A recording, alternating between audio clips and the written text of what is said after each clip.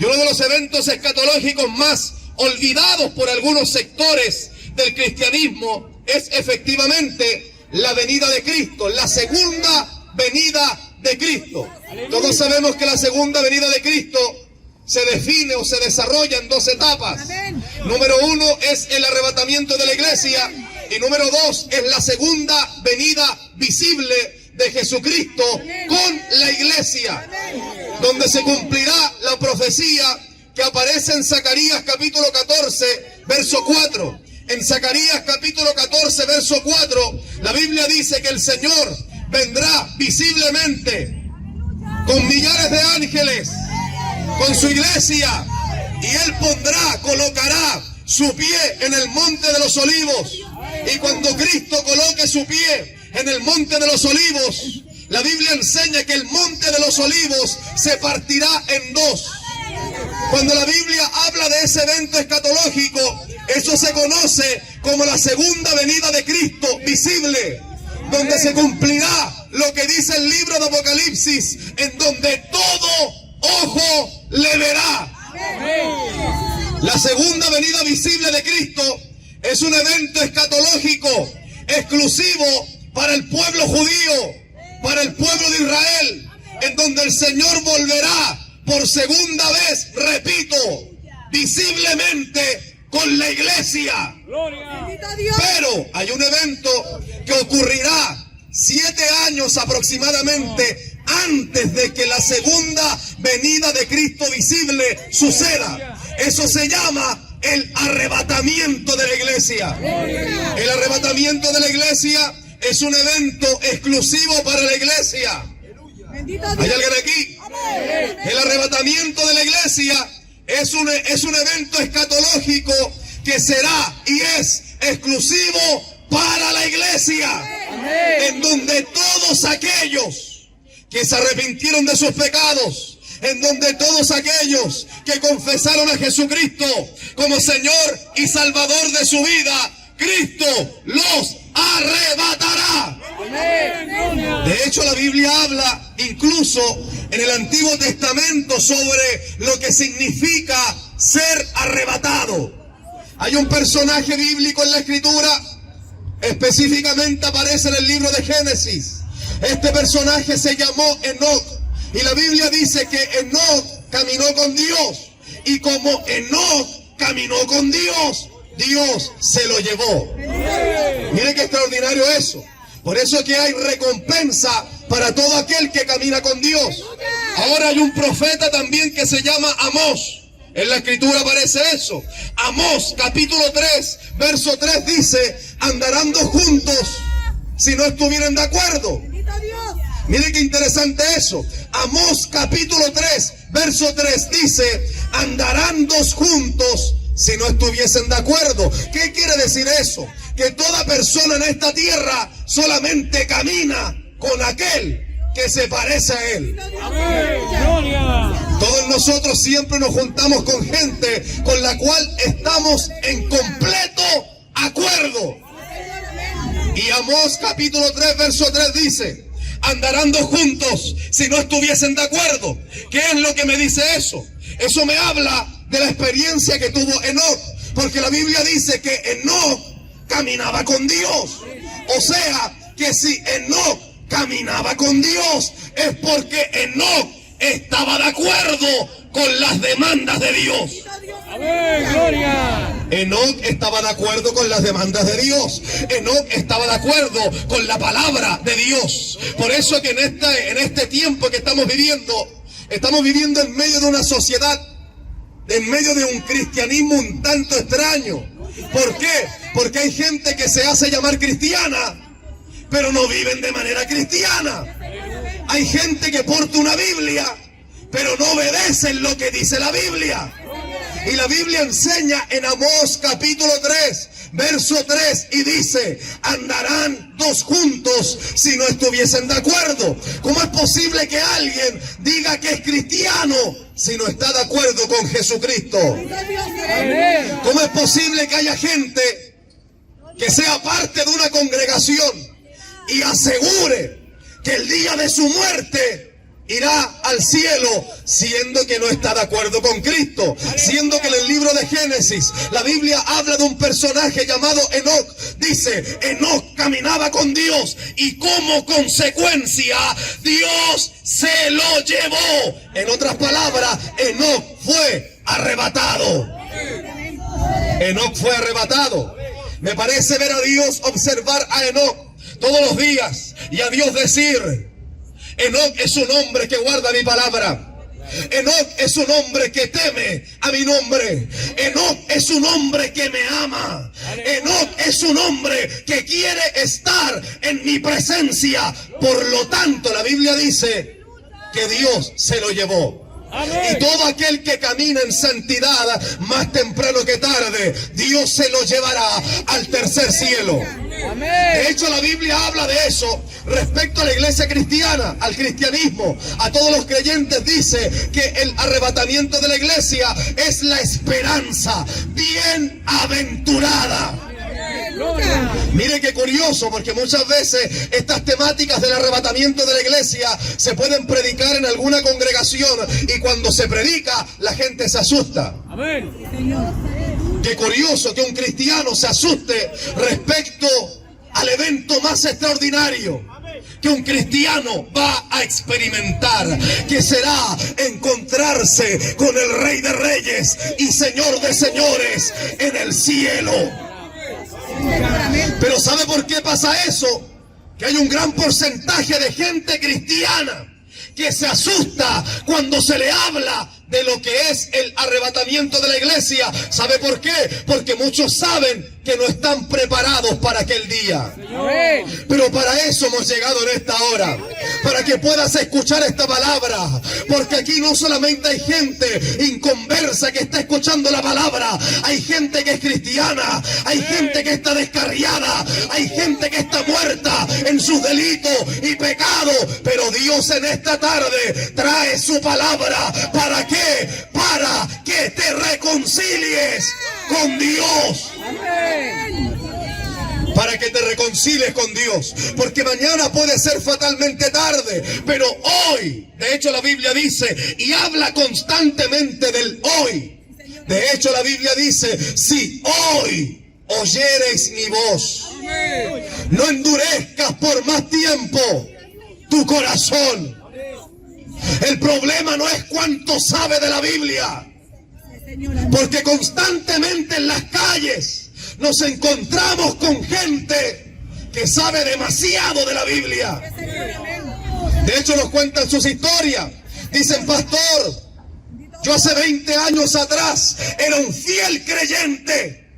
Estaba en la iglesia, era predicador, era coordinador, era corista. Hace años atrás yo estaba en una iglesia.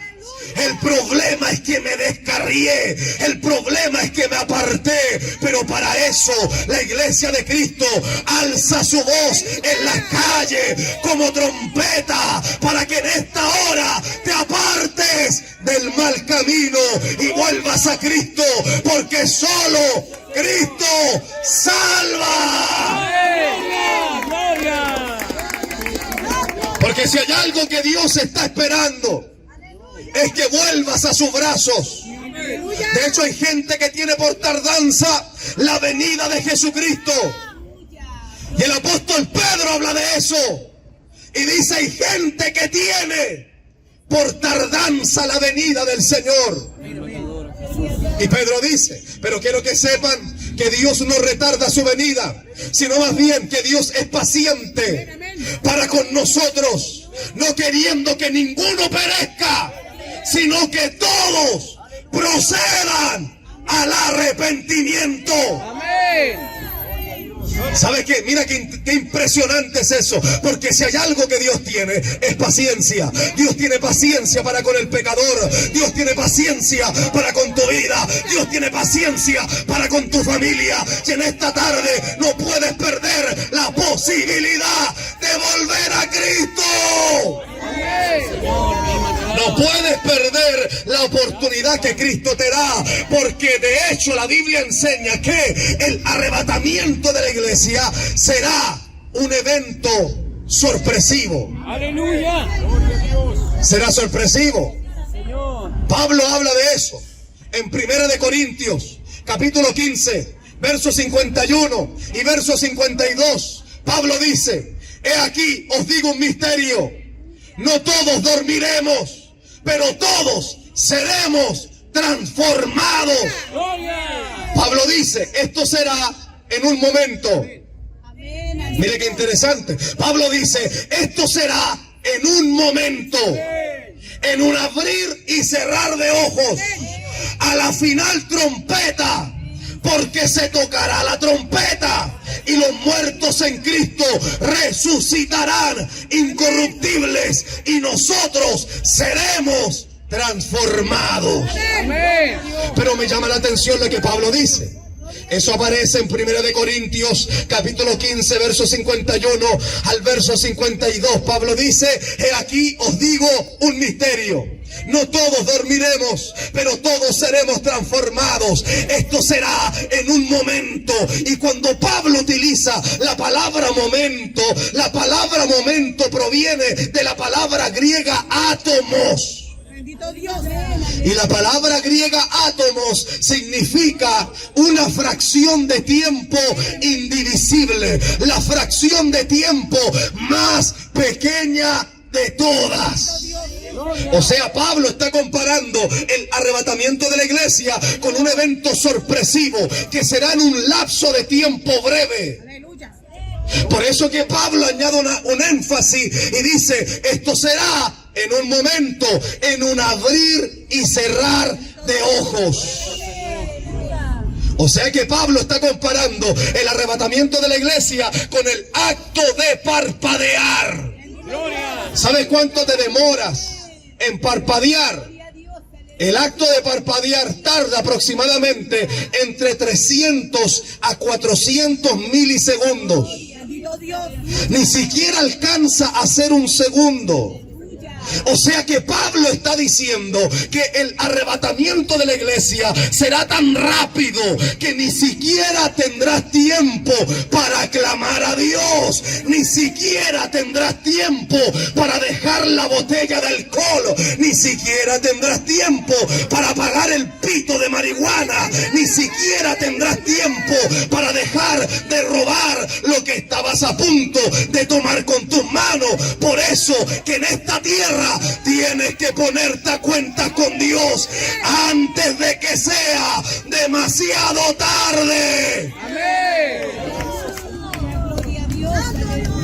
De hecho, Pablo también habla y dice, porque el Señor mismo, con voz de mando, con voz de arcángel y con trompeta de Dios, descenderá del cielo, y los muertos en Cristo resucitarán primero. Luego nosotros, los que vivimos, los que hayamos quedado, seremos arrebatados. Pablo utiliza la palabra arrebatados, o la palabra arrebatar, o arrebatamiento. La palabra arrebatar, arrebatados o arrebatamiento proviene de la palabra griega harpazo. ¿Qué significa esa palabra? Esa palabra significa tomar de repente sin previo aviso. Tomar, llevar o trasladar de un lugar a otro. Y eso es lo que Cristo va a hacer con la iglesia. La iglesia de Cristo será arrebatada. La iglesia de Cristo será trasladada. La iglesia de Cristo será tomada y llevada al tercer cielo. Amén. De hecho, Pablo, para hablar sobre esto, Pablo tuvo una experiencia extraordinaria con Dios. Porque Pablo fue un hombre que fue designado por Dios para poder trazar la mayoría de las doctrinas bíblicas que se encuentran en la Escritura, y para que Pablo pudiese hablar con propiedad sobre lo que significa el arrebatamiento de la iglesia, Pablo fue arrebatado. Eso aparece en 2 de Corintios. Pablo cuenta su experiencia. Pablo dice, y habla en tercera persona, Pablo dice, yo conozco a un hombre, si en el cuerpo o fuera del cuerpo, no lo sé, pero lo que sí sé es que fue arrebatado al tercer cielo. Y Pablo dice, cuando fui arrebatado al tercer cielo, yo vi cosas que no le son permitidas al hombre poder expresar. Pablo está diciendo, yo vi cosas que nunca en mi vida había visto. Quiero que sepa que los paisajes más hermosos de esta tierra no se comparan a lo que Dios tiene preparado en el tercer cielo. Amén. Fue extraordinario lo que Pablo vio, a tal punto que Pablo no encontró palabras en el vocabulario nuestro para poder hablar de las maravillas que hay preparadas para todos aquellos que le aman. Por eso que en esta tarde Dios te está llamando para que puedas ponerte a cuentas con Dios, porque una vez que el rapto de la iglesia ocurra, pasará en esta tierra algo catastrófico que se conoce como los 7 años de tribulación y gran tribulación. Lo que viene para esta tierra es terrible, pero lo que viene para la iglesia es maravilloso, porque la iglesia estará en el tercer cielo. Por eso que es menester en esta hora que puedas correr a Cristo, que puedas ponerte a cuentas con Dios. Por eso que la iglesia predica, por eso que la iglesia anuncia la palabra, porque antes yo de conocer a Cristo, yo no tenía la esperanza que tengo ahora, la cual la Biblia le llama la esperanza bienaventurada.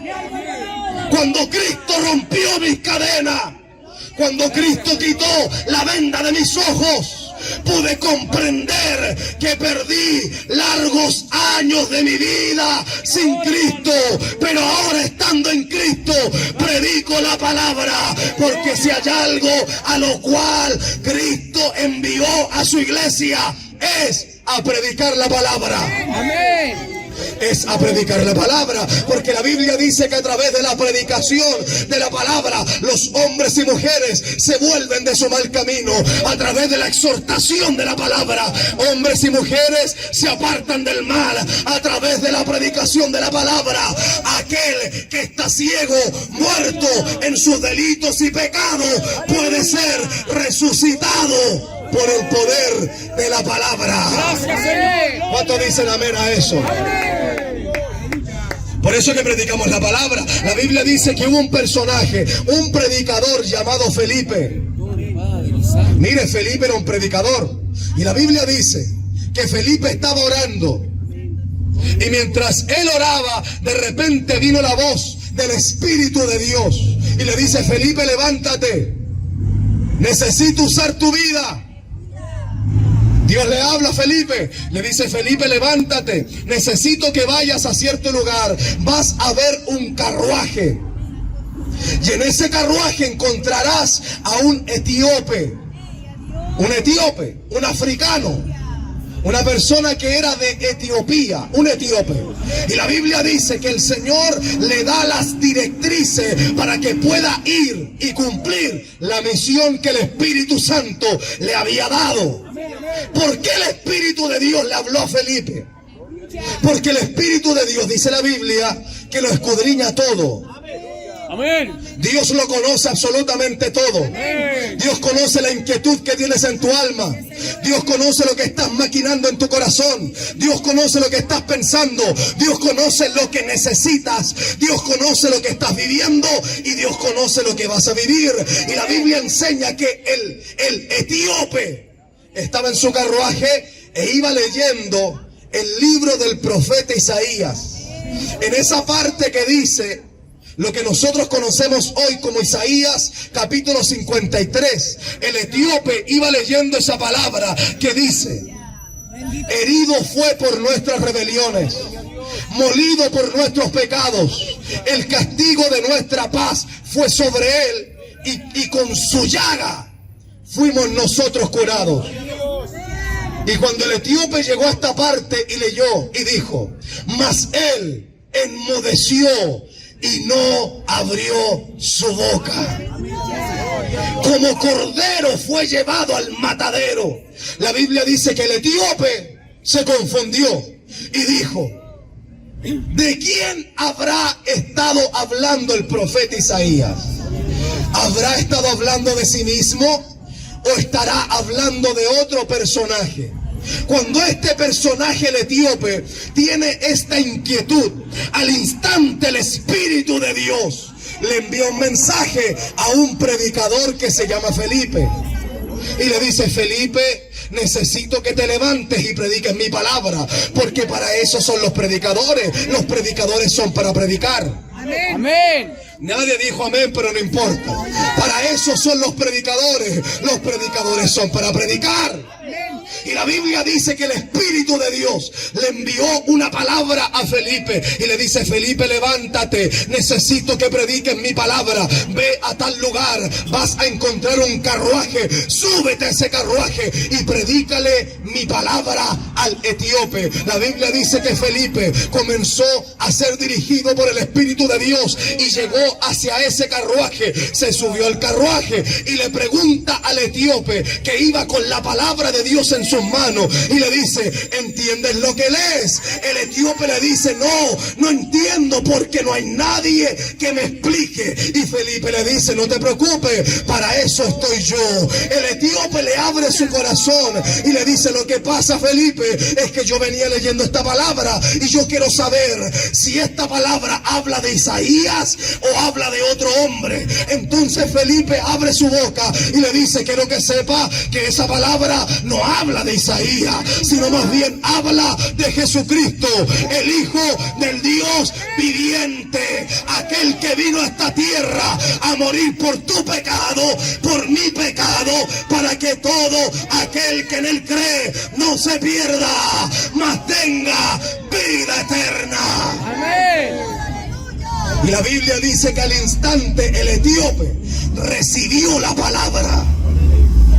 Mira, porque esto no se trata de que tú oigas la palabra, sino más bien de que recibas la palabra, para que esta palabra haga vida en tu corazón, en tu alma, en tu espíritu. Y la Biblia dice que el etíope recibió la palabra.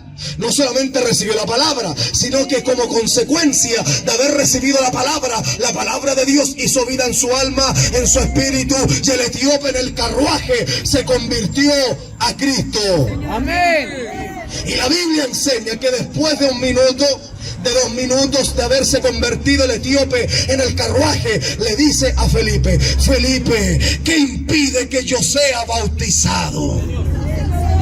Mira qué extraordinario. Felipe le responde al etíope: si puedes creer, bien puedes. Amén. Y el etíope le responde: yo creo que Jesucristo es el Señor.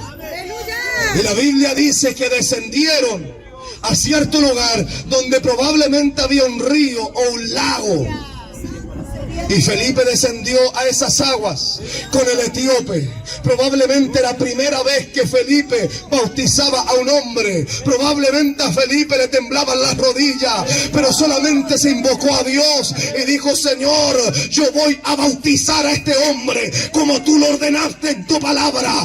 Padre, bautizo a este hombre en el nombre del Padre, en el nombre del Hijo, en el nombre del Espíritu Santo. Amén. Y la Biblia dice que Felipe inclinó a este hombre en las aguas, y cuando lo levantó del agua, la Biblia dice que al instante Felipe fue arrebatado. Amén. Amén. ¿Qué nos enseña eso? ¿O qué representa Felipe? Felipe representa a la iglesia. La iglesia de Cristo está en esta tierra para predicar la palabra. Voy a volver a decirlo. Felipe representa a la iglesia. La iglesia está en esta tierra para predicar la palabra de Dios. Amén. Y llegará el día, ese día lo conoce Dios, en el cual la iglesia cerrará su boca, en el cual la iglesia no predicará nunca más en esta tierra. ¿Sabes por qué? Porque la iglesia habrá sido arrebatada. La iglesia habrá sido sacada de esta tierra y trasladada al tercer cielo. Pero antes de que pase eso, la iglesia de Cristo está aquí para predicarte la palabra, porque todavía faltas tú que estás escuchando esta palabra. Es tiempo de que te vuelvas a Cristo, es tiempo de que te arrepientas de tus pecados, es tiempo de que te vuelvas de tu mal camino y te vuelvas a Cristo con todo el corazón. Amén. Si hay algo a lo cual vino en este día viernes a esta plaza, es a poder sembrar esta palabra en tu corazón, en tu espíritu. Si hay algo que Dios necesita en esta hora, es que puedas entregar tu vida en las manos de Él. Te aseguro que muchas cosas van a cambiar en tu vida si decides entregarte por completo a Dios. Te aseguro que muchas cosas van a cambiar en tu casa si en esta tarde te entregas por completo a Dios. Amén.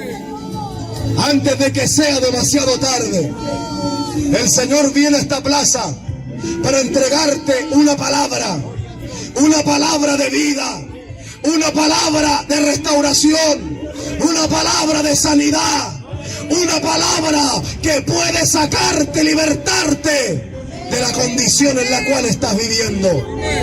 ¿Qué tengo que hacer, pastor? Lo único que tienes que hacer es lo que todos nosotros en algún momento de nuestra vida hicimos. Cuando el Señor habló a nuestro corazón, todos corrimos a Él, nos postramos delante de Él y sencillamente le dijimos: Señor, yo necesito que tú rompas mis cadenas. Señor, yo necesito que tú me libertes. Señor, yo necesito que limpies mi corazón. Y te aseguro, Dios lo va a hacer. ¿Sabes por qué? Porque la Biblia dice que Dios no puede resistir al corazón contrito y humillado. Dios dice: todo aquel que se presenta delante de mí con un corazón contrito y humillado, yo no lo puedo despreciar. Yo no lo puedo despreciar. Yo no lo puedo despreciar. Y Dios en esta tarde te está llamando: ven a Cristo, que solo Cristo salva. Por lo tanto, este llamado es para ti. Queremos hacer un llamado para toda persona que ha escuchado esta palabra, para toda persona que necesita un cambio de vida, para toda persona que necesita restauración, para toda persona que necesita sanidad, para toda persona que necesita un milagro, para toda persona que necesita que sus cadenas, ataduras, sean rotas por el poder de Dios. Dios en esta tarde tiene todo el poder, la autoridad para hacerlo. Solamente tienes que correr a Él y Cristo lo va a hacer. En esta hora hacemos un llamado. Todo aquel que necesite una oración, todo aquel que necesite una oración por restauración, por liberación, por sanidad, le invito a que pueda levantar su manito así como yo lo hago y estaremos orando por usted. Dios bendiga a la dama que levanta su mano. Todo aquel que necesite, Dios bendiga al varón que levanta su mano en ese lugar. Todo aquel que necesite una oración por sanidad, por liberación, por libertad, por sanidad, Dios bendiga al varón que levanta su mano en ese lugar. Todo aquel que necesite una oración en esta hora, le invito a que pueda levantar su manito así como yo lo hago, para saber que le interesa. Dios bendiga al varón que levanta su mano en ese lugar y estaremos orando por usted. A eso hemos venido en esta tarde. Dios bendiga a la dama también que se aproxima en ese lugar. Todos aquellos que han levantado su mano, por favor, queremos invitarle a que puedan pasar acá adelante. Vamos a hacer una línea aquí al frente. Eso, pasen por aquí al frente, por favor, y estaremos orando por ustedes, para que Cristo en esta hora pueda restaurar, para que Cristo en esta hora pueda sanar, para que Cristo en esta hora pueda liberar, pueda romper cadenas, ataduras y hacer lo que nadie puede hacer. Gloria al Señor. Si hay alguien más que necesita esta oración, reiteramos el llamado. Aún hay tiempo en esta hora. Ven a Cristo. Cristo en esta hora te da la oportunidad te brinda la oportunidad de que puedas correr a Él, para que Él cambie tu vida, tu historia, tu ser, tu alma. Él es poderoso para hacer cosas grandes. Él es poderoso para restaurar. Él es poderoso para sanar. Él es poderoso para romper cadenas, ataduras y hacer lo que nadie puede hacer. Último llamado y oramos. Último llamado y oramos. Todo aquel que necesite en esta hora una oración por sanidad, liberación, restauración, por perdón de pecados. Todo aquel que tenga un peso del pecado que lo agobie y necesita volverse a Cristo con toda el alma, te invito a que pases aquí al frente, que sin lugar a dudas Cristo hará grandes cosas con tu vida en el día de hoy. Dios bendiga las vidas que han pasado aquí adelante. Vamos a hacer dos oraciones. La primera será, o les voy a dirigir yo para que puedan ir repitiendo conmigo. La primera oración será para aceptar a Cristo en nuestro corazón, para que el Señor perdone nuestros pecados, para que el Señor nos limpie, para que el Señor nos sane, para que el Señor nos liberte, para que el Señor restaure nuestra vida, nuestro ser. Y en la segunda oración yo voy a orar por ustedes de manera particular, de manera específica. Pero en esta primera parte solamente quiero pedirles que puedan repetir conmigo en voz alta. Amén. Oramos entonces en voz alta. Ustedes repiten conmigo. Repitan conmigo, por favor, de la siguiente manera, en voz alta. Oramos al Señor. Padre eterno. En voz alta. Padre eterno, he oído tu palabra. Y en esta hora yo me acerco a ti. Reconozco mi vida de pecado. Y en esta hora yo sé que esa sangre que fue derramada en la cruz del Calvario me limpia, me restaura, me sana, me libera. En esta tarde yo ruego, limpia mi corazón, limpia mi vida, limpia mi ser, limpia mi alma. Lávame con tu sangre e inscribe mi nombre en el libro de la vida. Yo me arrepiento de todo lo malo que he hecho delante de mí. Y en esta tarde yo te ruego, entra en mi vida y no te vayas nunca más. Creo que tú lo haces. Creo que tú lo haces. En el nombre de Jesús. En el nombre de Jesús. En el nombre de Jesús. En el nombre de Jesús. Amén, amén. Y amén. Permítame orar por usted. Padre, en esta hora oro por estas vidas que han pasado aquí adelante. Dios del cielo, hemos orado en esta hora, rogando restauración, limpieza, por el poder de tu palabra, de tu sangre que ha sido derramada por toda la humanidad, sin acepción de personas.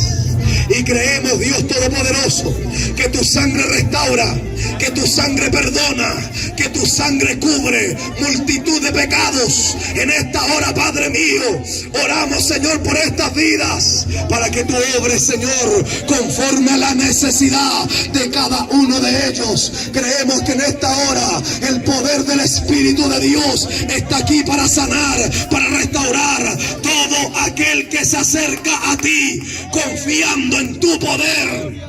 Nunca será decepcionado.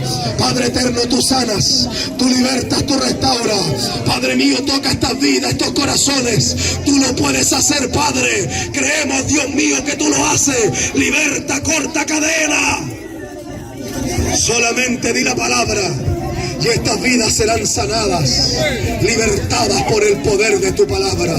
Creemos que tú lo haces, creemos que tú lo haces, creemos que tú lo haces, creemos que tú lo haces. Yo te ruego en esta hora, honres la fe con la cual estas vidas han pasado aquí al frente.